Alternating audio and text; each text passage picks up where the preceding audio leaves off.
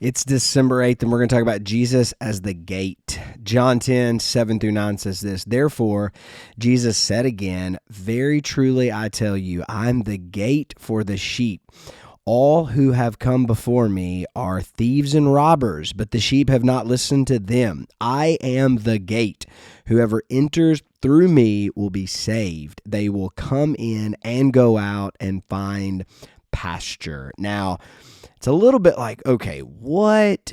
This one's a little hard for us to understand because we aren't used to Jesus's culture. So we kind of think about, like, is this like a cattle farm with like gates? And maybe you've been to like a friend who has cows and you got to open and shut the gate. And is that what you're talking about? Is he like this like metal gate that you have to shut so that nothing gets out?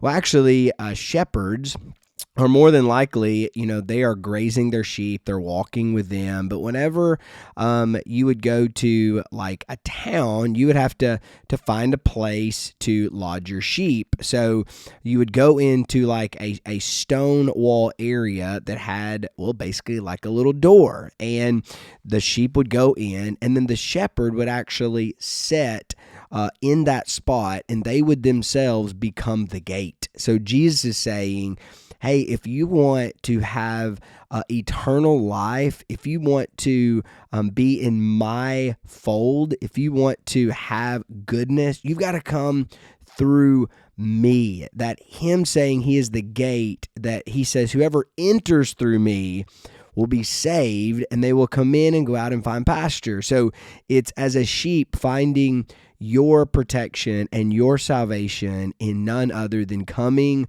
through Jesus Christ, who is your good shepherd, who is your gate. And then this idea of salvation, now you're part of his flock, and now you're going to be able to come out of the gate, which is him, to go and find pasture and to eat, and then to come back in for safety, and he's going to protect. And so this is that idea of he is the true way into the people of God. He is that opening that you can only come through him, right? Thieves and robbers, they are not the ones that the true sheep know, right? They're going to understand when they see a robber who's acting as the gate or trying to get them to follow. They're not going to, because the sheep know there's my shepherd.